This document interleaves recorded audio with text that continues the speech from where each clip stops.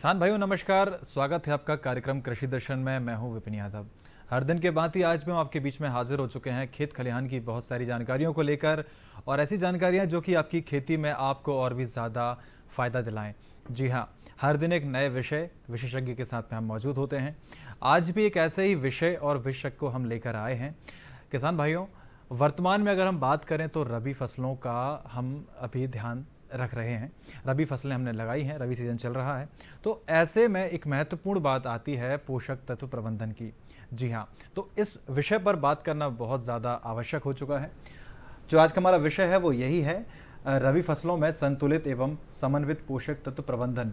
इस विषय में हम बात करेंगे, और इस विषय पर विस्तार से बात करने के लिए हमारे साथ आज मौजूद हैं डॉक्टर प्रवीण सोलंकी जी, जो कि कार्यक्रम सहायक हैं मृदा विज्ञान केवीके गोविंद नगर वनखेड़ी होशंगाबाद से।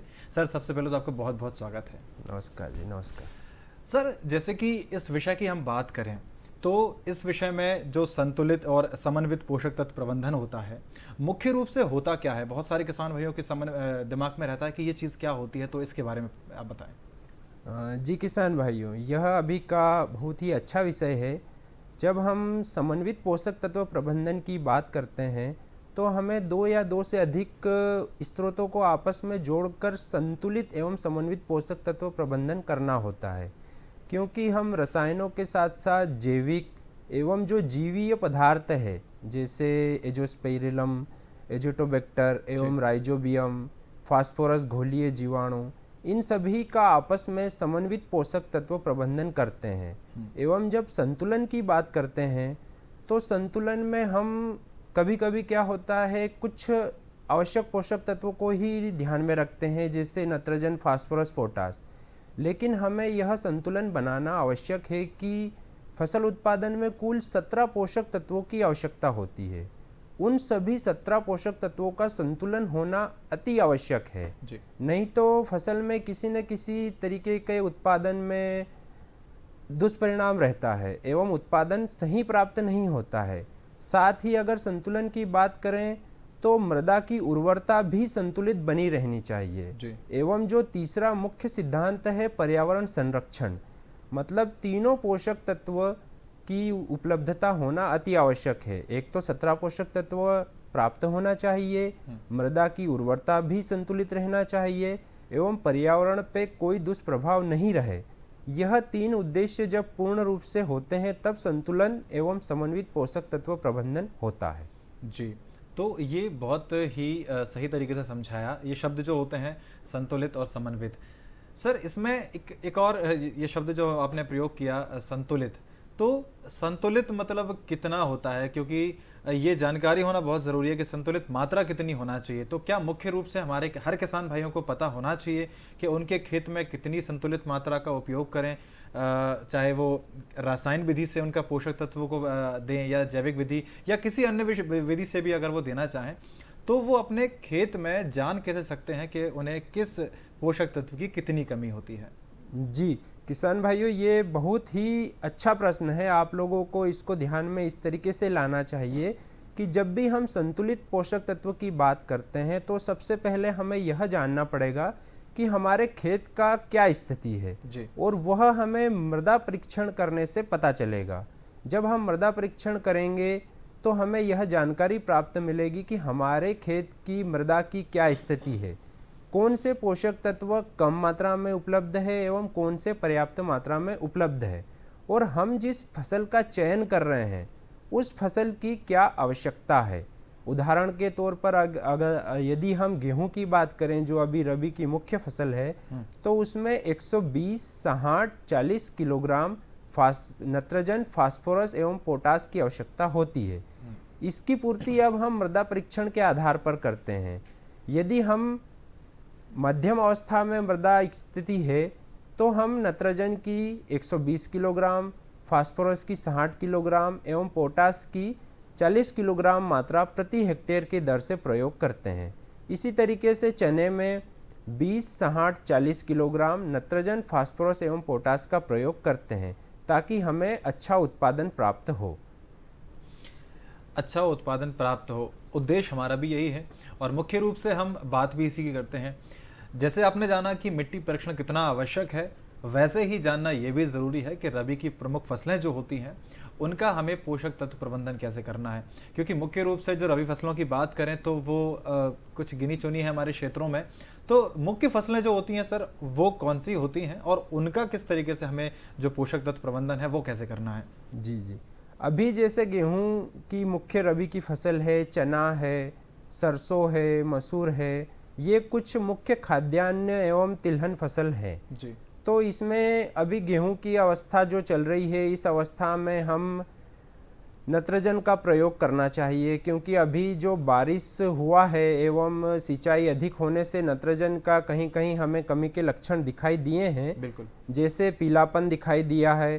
तो इस अवस्था में नत्रजन की जो फोलियर स्प्रे है वो अच्छा रिजल्ट दिया है। हमने कुछ किसानों को रिकमेंड भी किया है।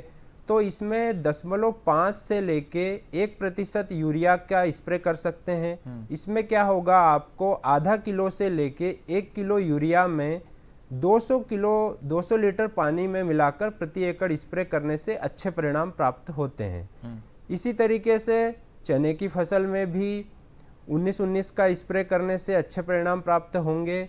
एवं अभी जो गेहूं में कहीं कहीं कल्ले फुटाव की अवस्था आ रही है, तो इसमें सल्फर का प्रयोग करना बहुत ही फायदेमंद होता है, क्योंकि जब फ्लैग लीफ से कल्ला बाहर निकलने की कोशिश करता है तो सल्फर जहां कम होता है तो कल्ला बाहर नहीं निकल पाता है।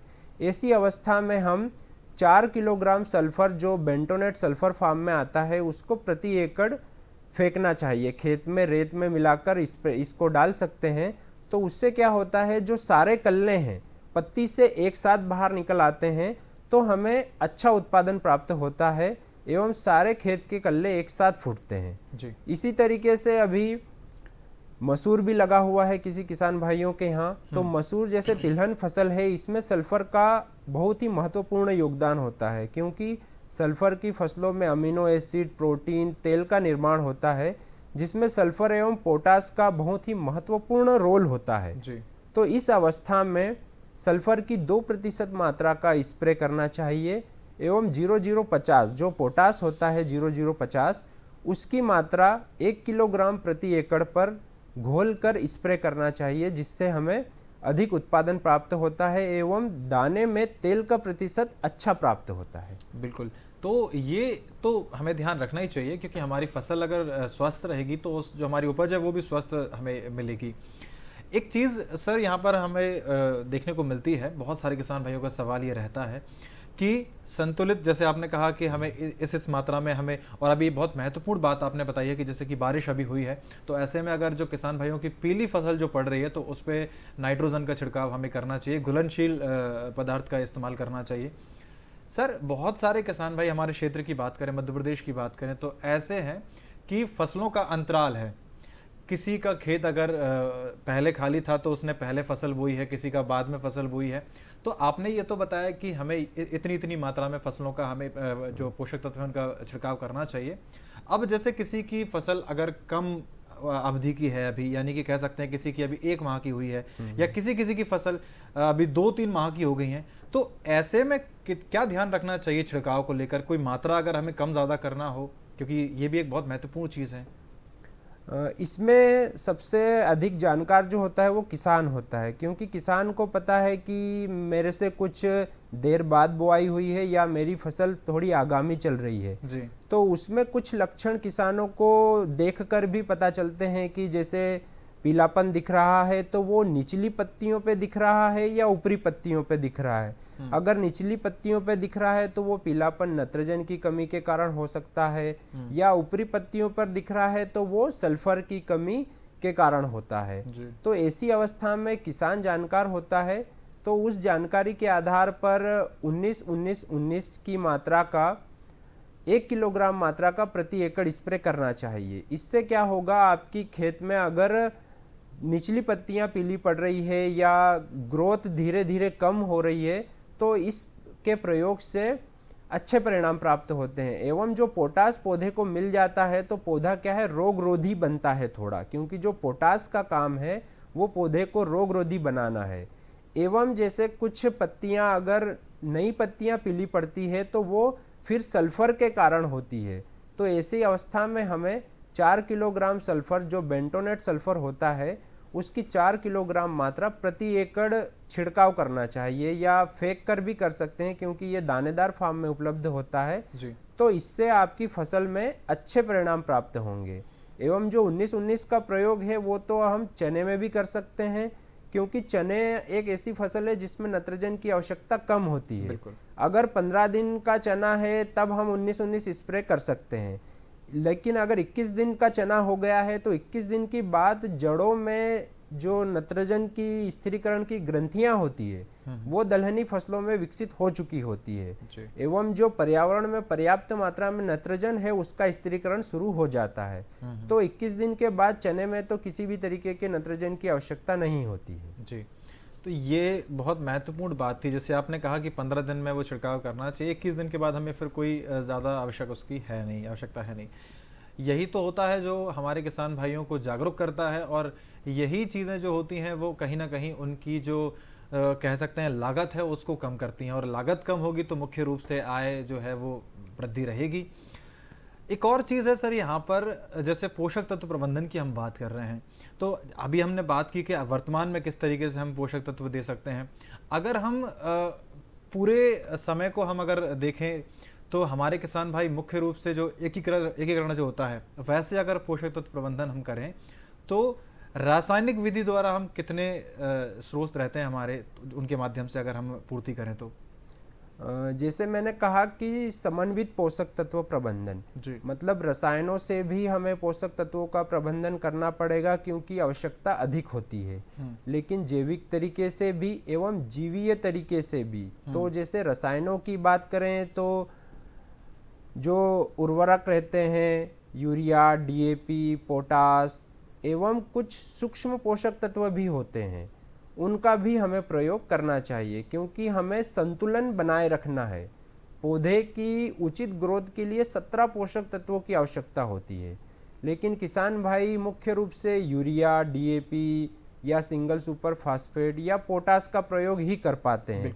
तो इससे क्या होता है, केवल 3 मुख्य पोषक तत्वों का ही उपयोग हो पाता है जी। लेकिन जैसे जिंक है, मैग्नीज है, आयरन है, वो कुछ और सूक्ष्म पोषक तत्व होते हैं, तो ये जब धीरे धीरे मृदा में कम होने लगते हैं तो पौधे की ग्रोथ पूर्ण नहीं हो पाती है, क्योंकि जो क्राइटेरिया ऑफ इसेंशियलिटी है, मतलब कौन कौन से पोषक तत्व आवश्यक है जी। तो अगर हम इन सूक्ष्म पोषक तत्वों का उपयोग नहीं करते हैं तो हमारे खेत में इनकी कमी के कारण पौधों पे लक्षण दिखाई देते हैं। जैसे मैंने कहा सल्फर, तो सल्फर एक सूक्ष्म पोषक तत्व है, इसका प्रयोग भी हमें जिप्सम या फिर जो दानेदार सल्फर होता है 4%, या इसका लिक्विड फॉर्म में भी सल्फर आता है 1% घोल में, तो इन पोषक तत्वों का भी रसायनों के माध्यम से, रासायनिक उर्वरकों के माध्यम से प्रयोग करना चाहिए जी। नहीं तो क्या होगा कि धीरे धीरे मृदा में इनकी कमी बढ़ती जाएगी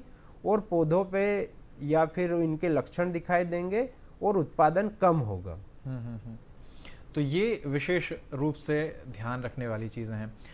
एक और बहुत महत्वपूर्ण चीज़ है सर, आपने कहा रासायनिक तरीके से हम लोग कैसे इनका पूर्ति है वो कर सकते हैं। जैविक, बहुत सारे किसान भाइयों का सवाल रहता है, मन में संशय रहती है कि अगर हम जैविक इस्तेमाल करेंगे तो हमें उतना रिजल्ट नहीं मिलेगा जितना हम रासायनिक विधि द्वारा हम प्राप्त कर सकते हैं। तो क्या ऐसा होता है कि रासायनिक से कम होता है जैविक का? किसान भाइयों, इस पे मैं आपका ध्यान इस तरीके से आकर्षित करना चाहूँगा। शुरू में उत्पादन कुछ कम हो सकता है क्योंकि मृदा में जो पोषक तत्वों की स्थिति है और फसल की जो आवश्यकता है उस अनुसार जैविक में धीरे धीरे हम पोषक तत्वों को प्रदान कर सकते हैं जी। लेकिन चूंकि अब उत्पादन बहुत ज़्यादा हो रहा है तो अब हमारा जो उद्देश्य है वो खाद्यान्न सुरक्षा न होके पोषण सुरक्षा है। बिल्कुल, मतलब हम जो उत्पादन कर रहे हैं उसमें पोषण कितना है जी। उसमें जो पोषक तत्व उपलब्ध होने चाहिए वो कितने हैं। तो इसलिए जैविक किसानों को मैं विशेष रूप से यह समझाना चाहूँगा इस माध्यम से कि हम गौमूत्र के 2% का प्रयोग नत्रजन की अच्छी पूर्ति के लिए कर सकते हैं। किसी भी फसल में, किसी भी अवस्था में हर 15 दिन के अंतराल में 2% गौमूत्र का प्रयोग करने से नत्रजन की पूर्ण रूप से पूर्ति हो जाती है। इसी तरीके से अगर हम पोटेशियम की बात करें तो पोटेशियम के लिए बेल रस का प्रयोग बहुत ही अच्छे परिणाम देता है। बेल रस बना सकते हैं हम किसान भाई, 10 किलोग्राम उसमें बेल के रस को मिलाते हैं एवं 2% घोल को उसका स्प्रे करते हैं प्रति एकड़, तो इससे पोटेशियम की प्राप्ति हो जाती है। इसी तरीके से फास्फोरस के लिए एक जैविक उत्पाद प्रोम आता है और कृषि विज्ञान केंद्र में इसको बनाया भी जाएगा। अब फास्फोरस रिच ऑर्गेनिक मैटर होता है ये, इसमें पीएसबी भी मिलाया जाता है, मतलब फास्फोरस सोल्युलाइजिंग बैक्टीरिया। तो ये जब मृदा में जाता है तो मृदा में फास्फोरस जो जटिल अवस्था में पड़ा है वो भी उपलब्ध होता है जी। तो इससे क्या होता है, आपकी जो फास्फोरस की लागत है वो धीरे धीरे कम होने लगती है। इसी तरीके से सूक्ष्म जीवों के भी जैविक सोर्स बनाए जाते हैं। जैसे कॉपर की बात करें, जो तांबा है, तांबे का बर्तन हम पानी में डाल के रखते हैं तो उसके कॉपर सूक्ष्म जीव प्राप्त होता है। इसी तरीके से हम सभी पोषक तत्वों के जैविक स्रोत, जीवामृत, घन जीवामृत, ये सब बनाकर अच्छे से पूर्ति कर सकते हैं जी। और लागत की जैसे बात करें तो लागत कुछ शुरू के सालों में अधिक आती है, लेकिन धीरे धीरे जब मृदा में ये जैविक चीजें जाती हैं तो मृदा इतनी अच्छी उर्वरता हो जाती है जिससे फिर आपको कम लागत में भी अधिक उत्पादन प्राप्त होता है। एवं मृदा की उर्वरता जो समन्वित एवं संतुलन की बात करते हैं तो लगातार मृदा की उर्वरता में अच्छा प्रभाव होता है एवं उत्पादन में अच्छा उत्पादन प्राप्त होता है। बिल्कुल, ये बहुत सारे किसान भाइयों का एक संशय रहती हैं, ये भी रहती हैं, सवाल रहते हैं। और वर्तमान की अगर स्थिति देखें तो ये देखने को मिल रहा है, हमारी उर्वरक जो क्षमता है मिट्टी की वो कहीं ना कहीं क्षीण होती जा रही है, कम होती जा रही है, पोषक तत्व भी निश्चित रूप से कम होते जा रहे हैं। तो सर इसका मुख्य रूप से कारण क्या है, क्योंकि ये अगर हम पूर्ति की तो बात कर रहे हैं, क्षरण कहाँ हो रहा है, इसका किस तरीके से इनका जो माइनस हो रहा है, नेगेटिविटी बढ़ रही है, वो कैसे हो रही है? इसका मुख्य कारण हमारी जो कृषि करने का तरीका है उसमें जो बदलाव हुआ है उसकी वजह से हुआ है जी। क्योंकि पहले क्या होता था, हमारे पूर्वज जिस तरीके से खेती करते थे तो जो फसल उत्पादन है, मतलब उसमें से जैसे गेहूं की बात करें, अभी की जो फसल है तो हम गेहूं लेते थे केवल, और जो पूरा डंठल है, अवशेष है, उसे पशुओं को खिलाते थे। और पशुओं से जितना भी गोबर गौमूत्र था वो हम किसी भी तरीके से डिकम्पोज करके गोबर की खाद के रूप में वापस खेत में डालते थे। मतलब ये अपने आप में ये वाकई में, क्योंकि जैविक रूप से अगर हम लोग करेंगे वो तो निश्चित रूप से ये है कि अगर हम, और शरण बहुत तेजी से हो रहा है। खैर यहाँ पर सर आपको थोड़ा सा रोकना चाहूंगा, वक्त ब्रेक का हो चुका है, ब्रेक के बाद फिर मिलते हैं इसी विषय पर।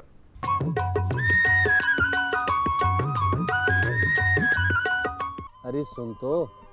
मुझे क्या सुनाना चाहते हो? जो सुनाओ मेरी सौतन को। किसको? अरे वही तुम्हारा मोबाइल फोन जिससे सुबह शाम दिन रात चिपके रहते थे और कहते थे किसान कॉल सेंटर से बातें हो रही हैं।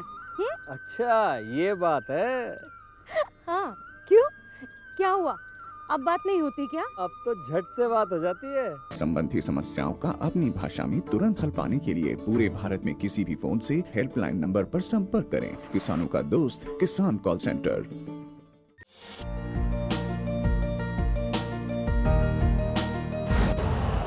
यूरिया का स्वदेशी उत्पादन 70 लाख टन बढ़ाने के लिए 6 उर्वरक संयंत्रों का उद्धार किया जा रहा है।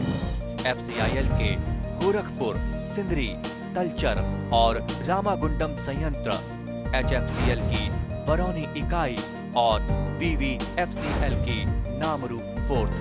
सोने पर सुहागा ये है कि देश में अब बनेगा सिर्फ नीम लेपित यूरिया, क्योंकि इससे होगा किसानों का फायदा ही फायदा।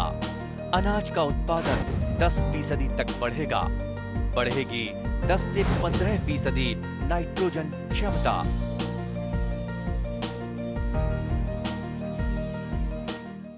ब्रेक के बाद एक बार फिर आपका स्वागत है किसान भाइयों कार्यक्रम कृषि दर्शन में। और आज हम बात कर रहे हैं रबी फसलों में समन्वित एवं संतुलित पोषक तत्व के बारे में। और हमारे साथ मौजूद हैं डॉक्टर प्रवीण सोलंकी जी, जो कि कार्यक्रम सहायक हैं मृदा विज्ञान केवी के गोविंद नगर बनखेड़ी होशंगाबाद से। ब्रेक से पहले बहुत ही महत्वपूर्ण बात हम कर रहे थे कि हमारी जो मिट्टी की जो क्वालिटी कह सकते हैं, मिट्टी का हमारा जो क्षरण किस तरीके से हो रहा है पोषक तत्वों का, उसके बारे में बात कर रहे थे। क्या बदलाव हो रहे हैं, क्योंकि हम सब जानते हैं कि अगर हम बीमार होते हैं दवाई खाना, इलाज होना, ये तो हम सब जानते हैं, लेकिन बीमार क्यों पड़ रहे हैं ये भी जानना ज़रूरी है। तो सर इसके बारे में आप बात कर रहे थे। तो जैसे कि किसान भाइयों हम चर्चा कर रहे थे कि पहले जो पोषक तत्वों का प्रबंधन था वो एक प्राकृतिक चक्र में था। मतलब फसलों का जितना भी अवशेष है वो पशुओं को खिलाते थे और पशुओं का जितना भी अवशेष थे वो वापस मिट्टी में डालते थे। मतलब यह एक तरीके से पोषक तत्वों का जैविक चक्रण था जी। तो इसे हमने कैसे न कैसे करके डिस्टर्ब किया है। और आज हम केवल 3 मुख्य पोषक तत्वों पर निर्धारित हो गए हैं, नत्रजन, फास्फोरस, पोटेशियम। तो जो अन्य पोषक तत्व है वो हम मिट्टी में नहीं डाल पा रहे हैं, क्योंकि हम गोबर की खाद, गौमूत्र इनका प्रयोग नहीं कर रहे हैं। लेकिन हमारे पूर्वज जो ये फसल अवशेषों का उचित प्रबंधन करते थे, इससे पूर्ण 17 पोषक तत्व मिट्टी में जाते थे और इससे मिट्टी की उर्वरता हमेशा से संतुलित बनी रहती थी एवं पर्यावरण पे भी अनुकूल प्रभाव था। लेकिन आज जिन हम रसायनों का प्रयोग करते हैं तो उससे क्या है, केवल कुछ 3-4 पोषक तत्व मिट्टी में जाते हैं।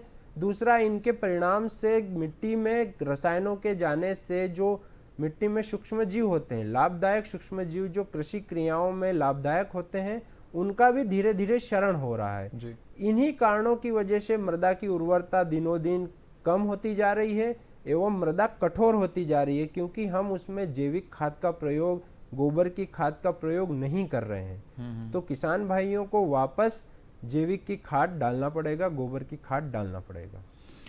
बिल्कुल, गोबर की खाद डालना पड़ेगा और जैविक विधि से हमारे किसान भाइयों को अब खेती करना शुरू करना पड़ेगा।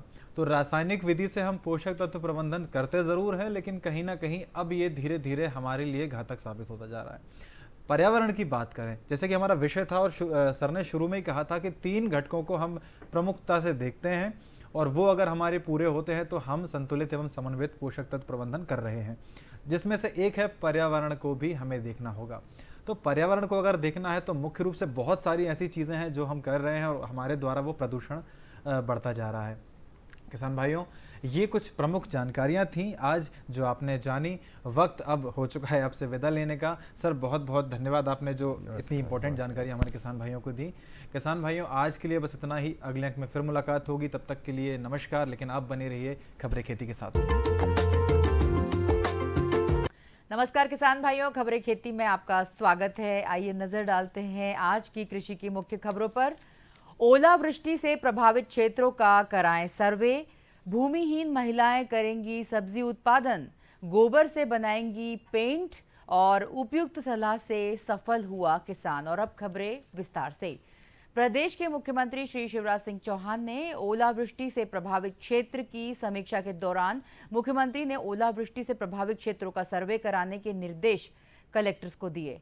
उन्होंने कहा कि ओलावृष्टि से प्रभावित क्षेत्रों का सर्वे 1 सप्ताह में पूर्ण कराना सुनिश्चित करें तथा 10 दिवसों के अंदर ओलावृष्टि से हुए नुकसान का भुगतान भी कराएं।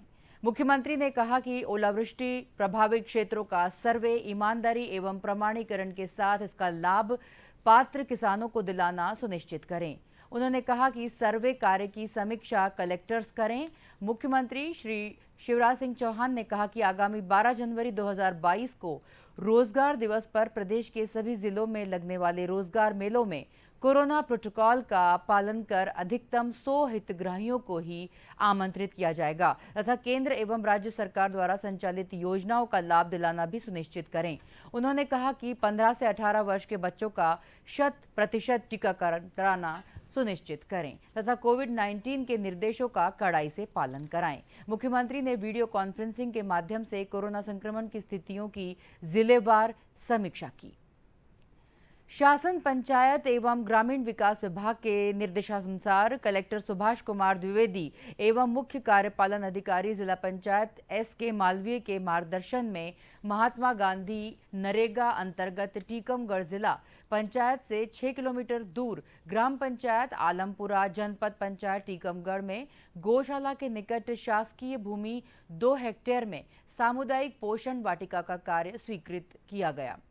सामुदायिक भूमि पर राज्य आजीविका मिशन के महिला स्वयं सहायता समूह की महिलाओं, भूमिहीन एवं अन्य द्वारा वृक्षारोपण, फल सब्जियों का उत्पादन किया जाएगा, जिसमें उनकी आजीविका सुदृढ़ होगी एवं फल सब्जियों से होने वाली आय से समूह की महिलाएं आर्थिक रूप से मजबूत होंगी। ग्राम पंचायत में स्थल चिन्हांकित कर उपयंत्री द्वारा लेआउट देकर प्रारंभ कराया गया। इस अवसर पर सरपंच, सचिव, रोजगार सहायक, समूह की महिलाओं एवं अन्य ग्रामीणों ने बढ़ चढ़कर हिस्सा लिया। रोजगार दिवस के आज मानस भवन में आयोजित कार्यक्रम में जबलपुर निवासी श्रीमती नम्रता दीक्षित प्रधानमंत्री रोजगार सृजन योजना के तहत मिले 25 लाख रुपए के ऋण से गोबर से रंगाई पुताई में इस्तेमाल होने वाला पेंट बनाने का प्लांट लगाएगी। नम्रता बताती हैं कि गोबर से पेंट बनाने की प्रेरणा उन्हें खादी ग्रामोद्योग विभाग के अधिकारियों से मिली। नम्रता के अनुसार जबलपुर और इसके आसपास कहीं भी गोबर से पेंट बनाने का प्लांट नहीं है। इस वजह से इस क्षेत्र में काफ़ी अच्छी संभावनाओं को देखते उन्होंने पनागर के पास ग्राम फूटाताल गोबर से प्लांट लगाने का निश्चय किया। नम्रता ने इसके लिए बाकायदा गोबर से पेंट बनाने के बिजनेस मॉडल के बारे में खादी ग्रामोद्योग विभाग के अधिकारियों से पूरी जानकारी ली। इसके बाद उन्होंने प्रोजेक्ट रिपोर्ट बनाकर प्रधानमंत्री रोजगार सृजन योजना के तहत ऋण के लिए जिला पंचायत स्थित खादी ग्रामोद्योग विभाग के कार्यालय में आवेदन किया। उनका प्रकरण SBI की पनागर शाखा को प्रेषित किया गया। नम्रता बताती हैं कि उन्हें गोबर से पेंट बनाने का प्लांट लगाने के इस प्रोजेक्ट को धरातल पर उतारने खादी ग्रामोद्योग विभाग के अधिकारियों तथा स्टेट बैंक के अधिकारियों से पूरा सहयोग मिल रहा है। नम्रता ने बताया कि गोबर से पेंट बनाने के लिए मशीनरी का ऑर्डर दिया जा चुका है। उद्यानिकी विभाग के मार्गदर्शन में विभाग के अधिकारियों द्वारा समय समय पर तकनीकी जानकारी कृषकों को मुहैया कराई जाने से कृषकों को खेती किसानी में मदद मिलने के साथ अच्छी आमदनी होने लगी है। विदिशा जिले के नटेरन के ग्राम नगतारा के कृषक मनशाराम कुशवाहा पुत्र मोतीलाल कुशवाहा द्वारा अपने खेत की 2 बीघा जमीन में कलकत्ती गेंदी की खेती की गई है। कृषक द्वारा पूर्व में सोयाबीन व गेहूं की खेती की जाती थी, जिससे कृषक को कम आमदनी होती थी। फिर उन्होंने उद्यानिकी विभाग की मदद से उद्यानिकी फसलों की खेती करने का मन बनाया। कृषक श्री मनशाराम कुशवाहा द्वारा 10,000 की लागत से कलकत्ती गेंदी की खेती की गई, जिसमें कृषक को 80,000 रुपए की आमदनी प्राप्त हुई है। कृषक मनशाराम कुशवाहा को 70,000 रुपए की आमदनी प्राप्त हुई है। तो किसान भाइयों, आज खबरें खेती में बस इतना ही। आप नजर डालते रहिए कार्यक्रम कृषि दर्शन पर और मुझे दीजिए आज्ञा। नमस्कार। तो किसान भाइयों, अभी आपने देखा खबरें खेती की और अब वक्त हो चुका है आपसे विदा लेने का। नमस्कार।